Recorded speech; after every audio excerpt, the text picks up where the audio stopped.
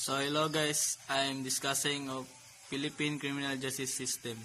So what is Philippine criminal justice system? Philippine criminal justice system is composed of 5 parts of pillars, namely law enforcement, prosecution, court, correction, and the community.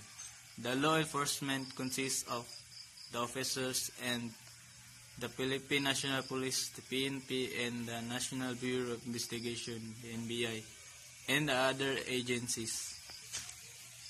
Next is what is the purpose of criminal justice system? The criminal justice system is designed to deliver justice for all.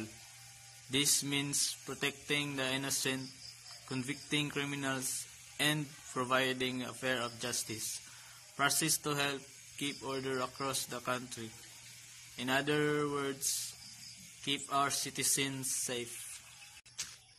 So next is what is the different criminal justice system definition. A criminal justice system is a set of legal and social institutions for enforcing the criminal law in accordance with a defined set of procedural rules and limitations. So now on, I'm discussing 5 pillars of criminal justice system. First is the law enforcement pillar. Law enforcement pillar is the next element of the criminal justice response. Its purpose is to prevent, detect, and investigate firearms offenses.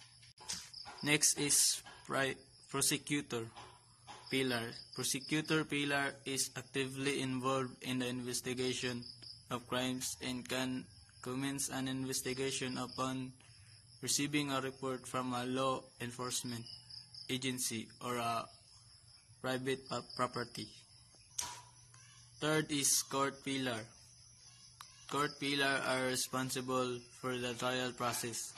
As supervisor, the court acts as important guardian of human rights. Fourth is correction pillar.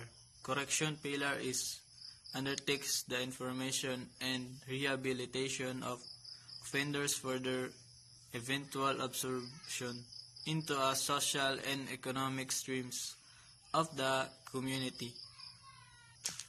And the fifth pillar is community. Community pillar relates the activity that is intended to promote goodness and improve human quality of life and community well-being. And that's it.